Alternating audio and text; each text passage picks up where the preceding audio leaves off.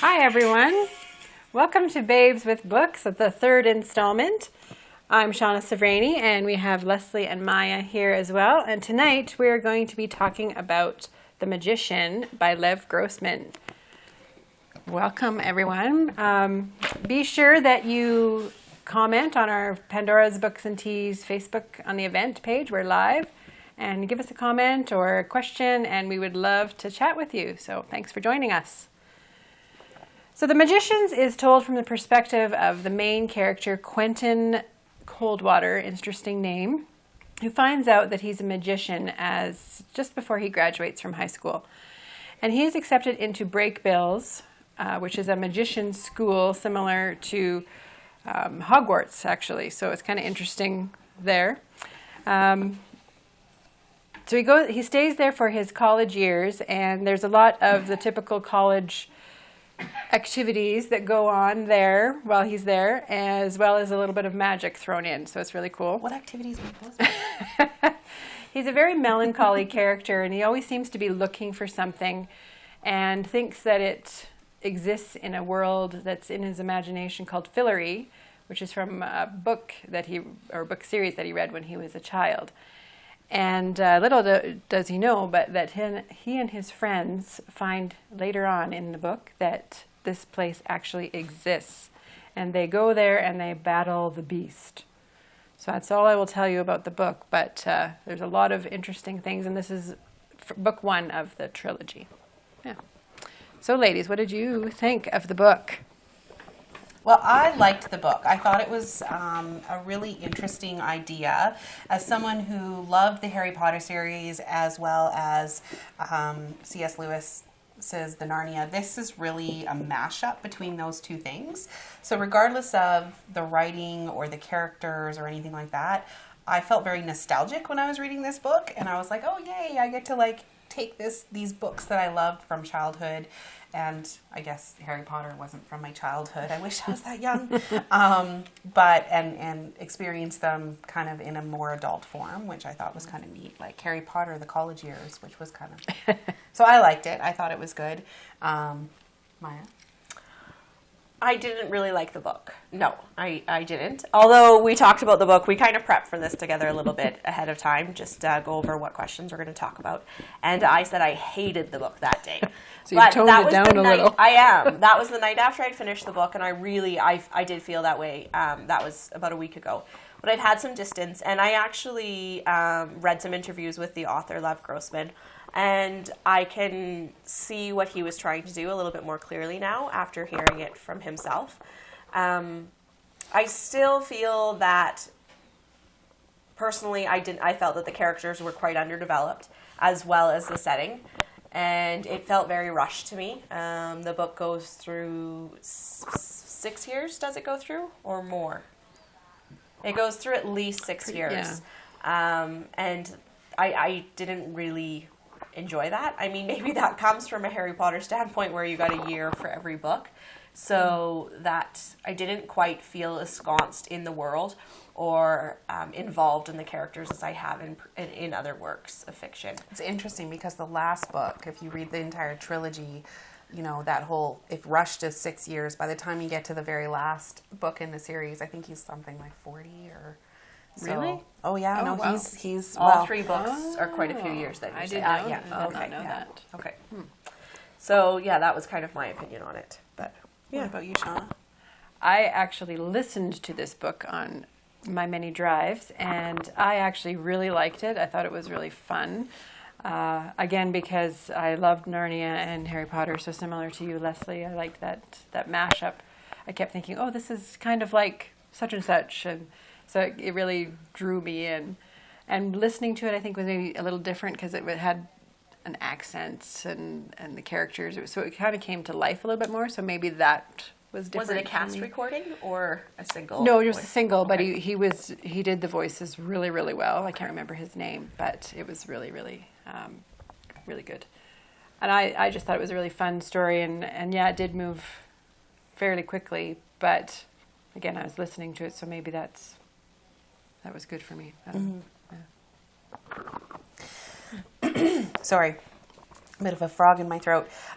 So I guess for me, this book, even though it was set kind of in the college years, we start off with Quentin and his group of friends still trying to figure out what they're doing after college, applying for different universities. And Quentin is very depressed, and basically there's a lot of things in this book that are very what we would consider typical teenage behaviors. Being emotionally careless about who you interact with and connect with, and adolescent depression and things like that, like being bored and not really knowing your place and not really knowing where you're going to go in life. So do you think that this book, I guess, let's take the look at magic, because we all want magic, right? If you had magic, do you think magic would enhance or make life easier for teenagers or harder? Sorry. Go ahead, Shauna. I think it would make it harder. You're already out of control as far as hormones and everything else goes. Throw magic in the mix, and who knows what you're going to do with that. I once wrote an article about university students being taught how to write viruses, computer viruses. And to me, you don't have the connection with reality yet to know what you should and shouldn't do. Just because you can do something doesn't mean you should. And who said that? Malcolm said that in Jurassic Park, right? Yes. Same sort of thing with magicians here. Like, they have the power, then they don't necessarily know how to use that power. And yet. I think Lev Grossman makes that comment with this story about Alice's brother, and there's the other female character who has a crush and feels that she needs to be more beautiful for that. Janet? Yes, is it Janet? And so she does a spell, but it's well known that you can't do a spell to make yourself more beautiful in this fictional world. And things go quite horribly wrong, and there is a death because of that. So I like the consequences of that, though, that it wasn't just like in the Harry Potter books, which was written for juveniles, not adults, where they do this potion, and there's a cat hair in there, and Hermione's all of a sudden looks like a cat, and it has to be fixed. But in this case, it's like a spell went horribly wrong, you tried to use magic or the wrong way, and now someone dies. yes. So there's something, I guess, a little truthful about that. Yeah. Consequences to things, learning from that. I think that magic would be a curse, because I think you would be searching for ways like that. I think you would be searching ways to make yourself more beautiful, smarter. You would be actually searching for ways to find your adult self, because you're not your adult self as a teenager. You don't discover who you are. But you sure want to be. A number of years. Yeah. Yes, you definitely want Just to want to get be there. grown up. You want to get there, and so I think you would be using a lot of spells to get there. See, it's interesting, because as I'm listening to you guys, I feel like the arguments you guys are using, and I don't know that I necessarily disagree with you, but they're arguments that people say about not teaching children about sex. If we tell them about it, then they're going to use it. If we give them condoms, then they're just going to use them. If you give them magic, then they're just not going to know. They're not responsible enough. So if I say that, does it change your opinion a little bit? I'm just playing devil's I think advocate. I probably tell my children about sex, and I would probably give them condoms. So perhaps I'm not the best person to say that, be equipped to compare. Just like if you or grew to play devil's up, advocate. But no, I don't think I'm saying that they shouldn't have it because they would be irresponsible. I think they shouldn't have it because they'd be searching for more constantly. well, and if you grew up in a household that you knew that there was magic and you were taught about it From from the an beginning. early age, and your parents had this open dialogue with you, it's kind of similar. Whereas if it's, well, now you have magic, and in Quentin's case, he didn't realize magic even existed, and Fillory even existed, and now this thing that he's been longing for all his life has been given to him, and I don't know that he necessarily knows how to use it effectively. So. And that to his detriment. Yeah, I would. That's definitely a good way of putting it. I agree with you there. So he didn't know, but some of the other characters did know. Yes. They grew up And with the the knowledge. one character that you can think of, Alice, is quite strong. She quite like emotionally, I would say she's quite strong emotionally and isn't as. We didn't know, but some of the So we just got a question online actually, which kind of feeds into this, which is a great one. So Jason asks, but wouldn't you agree that the magic unifies these characters who feel alone and segregated, and gives them kind of that society to be a part of, just like a clan or a guild in WoW? World of Warcraft, if anyone doesn't know what WoW is. So like online MMOs, we always say to kids, and I would agree with you, Jason, that's my personal opinion, that I think that having that community all of a sudden, like Quentin was like lost and depressed and seeing therapists, and actually he was kind of taking himself out of society, and now he had a place to belong, and he felt like he had a family all of a sudden.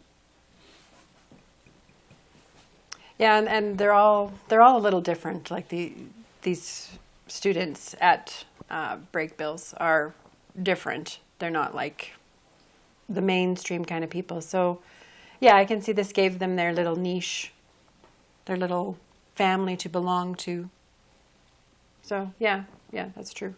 It was a good place for them. Yeah. I don't know. I'm sorry. I'm having trouble thinking through this.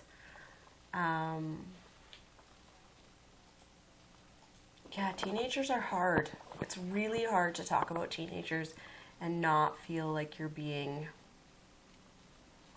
an adult about them. Yeah. So, or judgmental, Yeah. or Yeah. I don't know. Like, can we really? It's a part of life. So everybody goes through it, and everybody learns in different ways. Like you said, there's so many different characters. So. Yeah, I guess magic is like another club. So yeah, Jason, I do agree that maybe it gave people strength. I don't think it gave Quentin strength in the book. I feel he was still lost at Break Bills. Quentin is still lost at the end of this book. I actually think from hearing about the trilogy that Quentin is still lost at the end of the trilogy, from a very basic telling of it.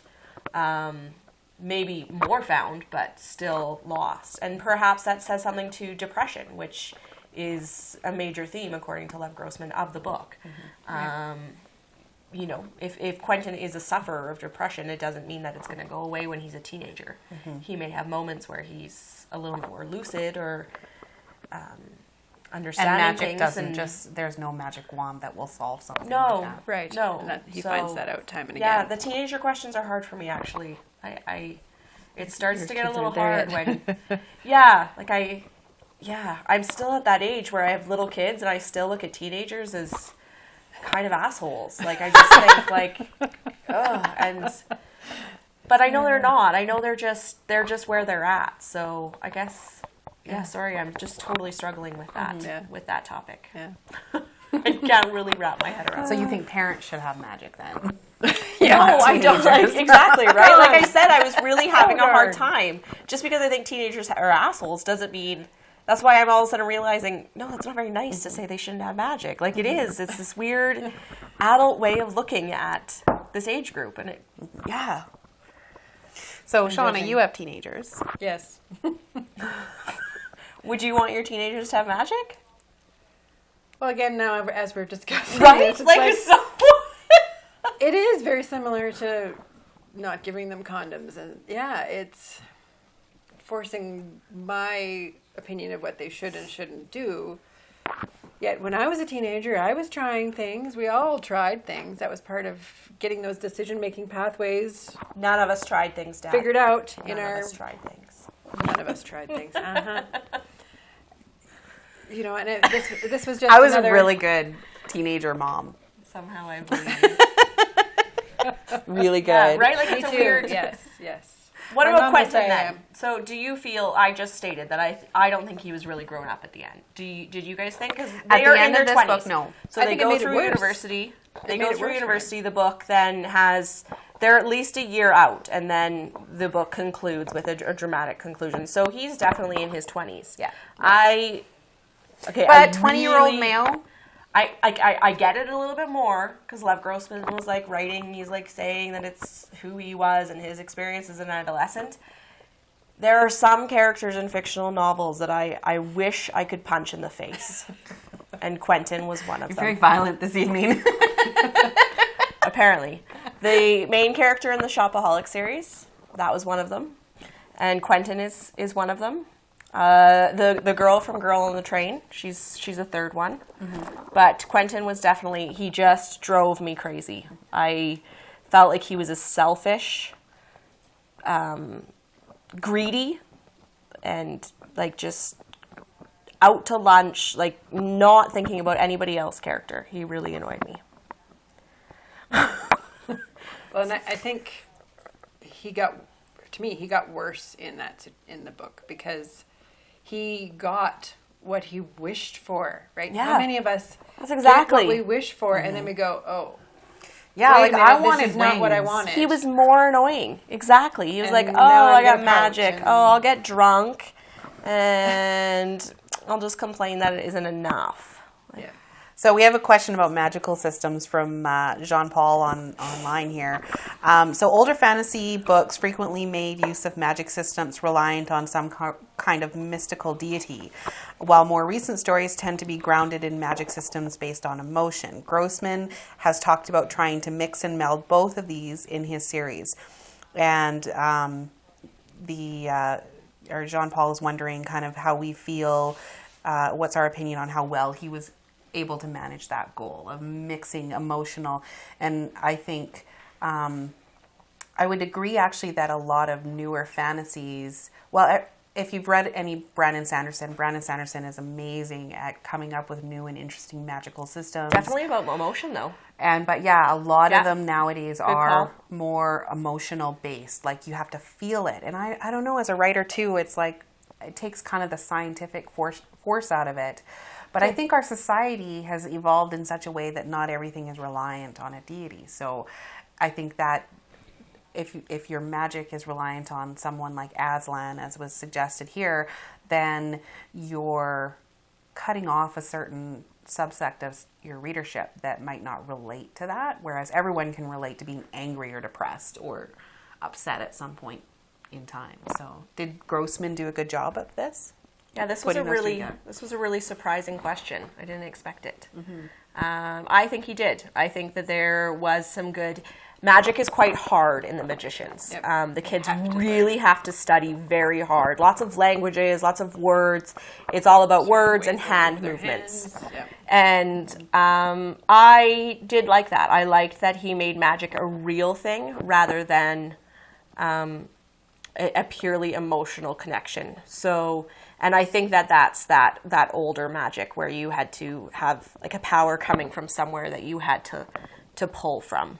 But yet they did mix it, because if you look at when they went down to break Bill South and they turned into geese and foxes, that was very much of a, they had to get naked and which is another shed everything just and have their feel instincts, right? and let their instincts take. And that scene is control. pulled from another book as well. I just read. So Really?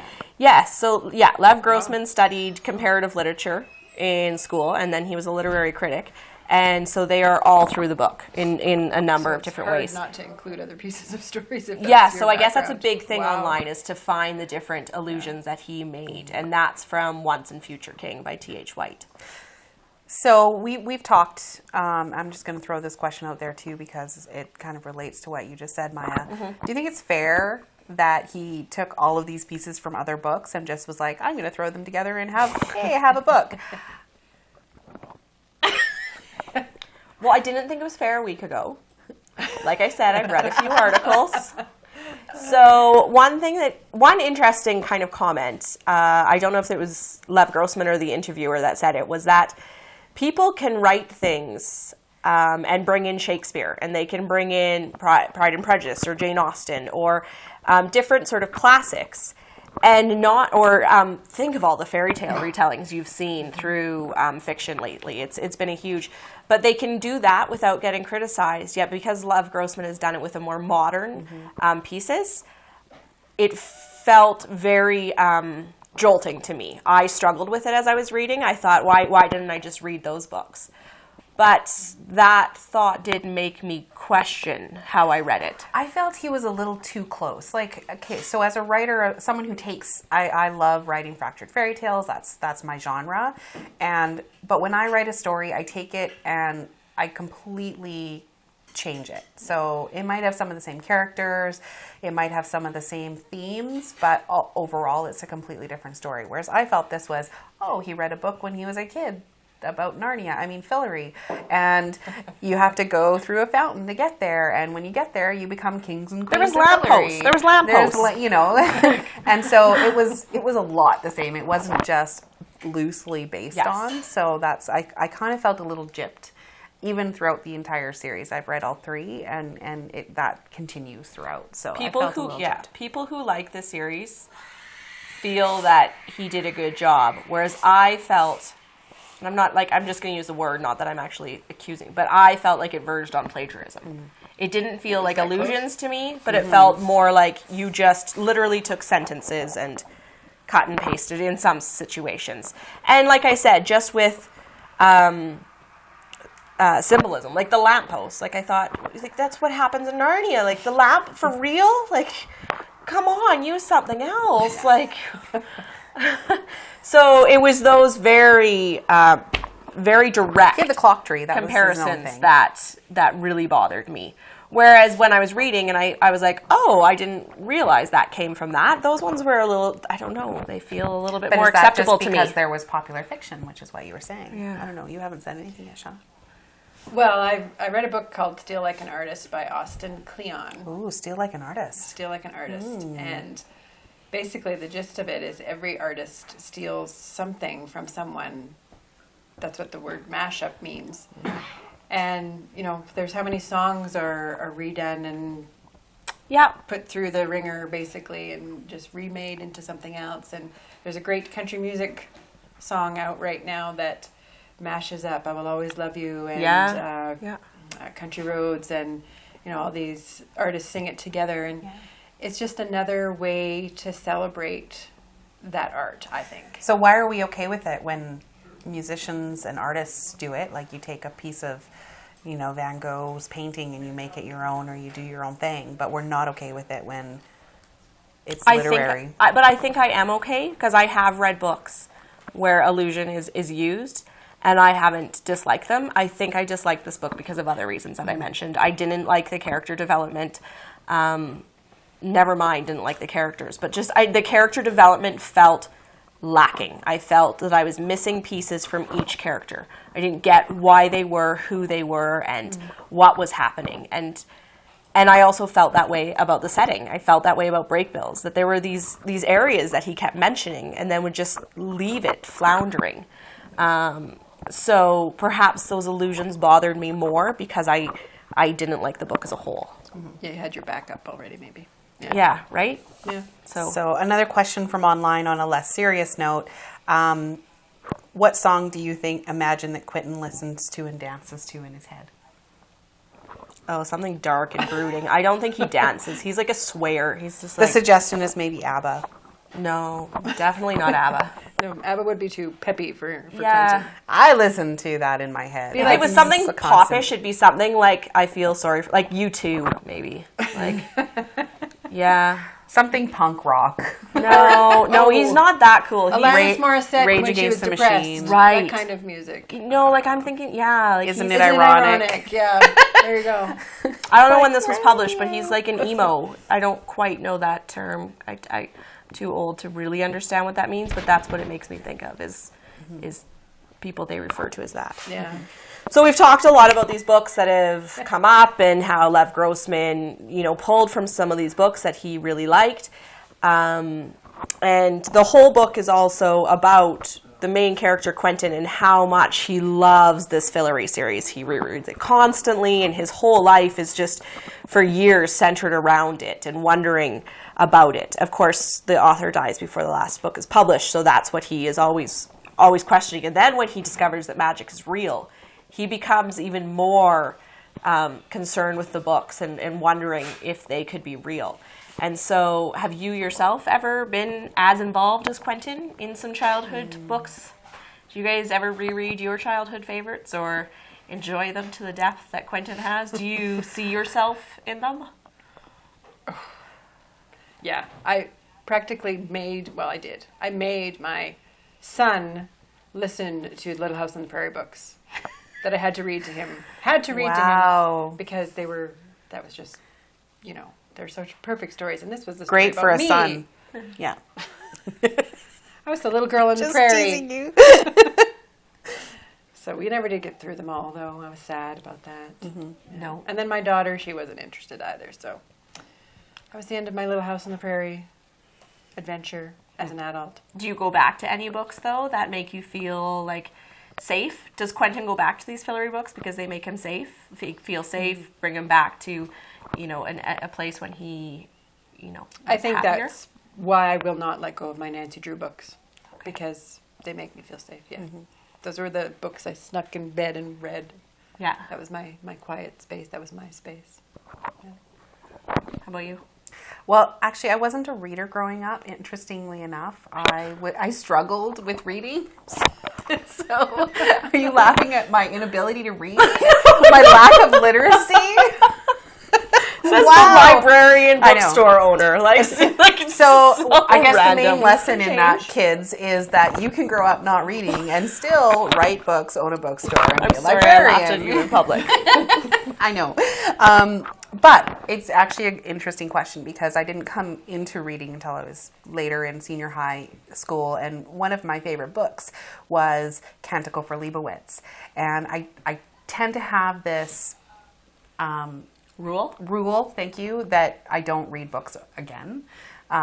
There's so much out there to read, so I don't need to read it again. There's a couple like Harry Potter and some of my favorites that I have read again, but stuff from childhood I don't tend to go back to. But someone said, well, why not? So last month I was like, I'm going to read Canticle for Leibowitz again. Terrible. I hated it. I was like, why did I like this book? It was not a good book. Like it was a good concept, but I feel like something was stolen from me now that I liked this book. And now I felt that don't. way about the Raccoons show. Do you guys Oh, remember that I love show? the raccoons. Don't rewatch it. I own it. Oh, yeah. I've watched Cedric. Love it.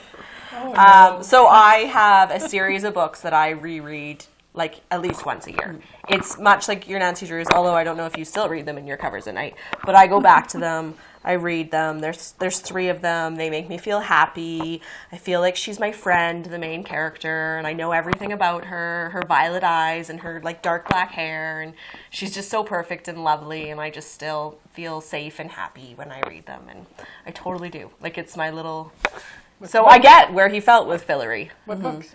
It's a trilogy by Ellen Montgomery, who is the author of Anne of Green Gables, but it's not the Anne of Green Gables series. It's Emily of New Moon. So, I think I don't reread Anne of Green Gables because that's a big commitment. That's 7 or 9 books, right? Like Just the first one, that's all you Emily is a little bit easier. It's 3. So You read the entire series again. yeah. So we do have 2 more questions from online, so I'd like to get to those. I know Okay. we're almost time to wrap up here, but I would like to get to these, so we'll do some quick questions here. So illusion or Easter eggs can be a lot of fun. It's a great idea to think that you're picking up on something that only a few other people notice.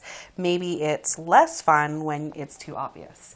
So that kind of goes back to kind of the why. So would you agree with that Easter eggs in books are kind of I fun? agree. Yep, I totally agree. For sure. And that's Lev Grossman even said. He said that some people come and they will send him emails or letters and say like, oh, I found this really hard to find one and he's like, I didn't even really write that like that way, but awesome. Like, And I love Easter eggs, and if you like a book, I'll recommend one that has a lot of Easter eggs, especially for my generation. Read Ready Player One. Yes. It's amazing. It's awesome. Movie, It's 2017. all 80s music and 80s video games, and it's great. And I'm also not one of those people that like if I watch a movie or play a video game, I don't want to go online for the cheats or for different do it things yourself. like that. Like you Yeah. gotta, So What about you? Do you have any books Easter egg wise that you like, or do you No. prefer everything to just be laid out?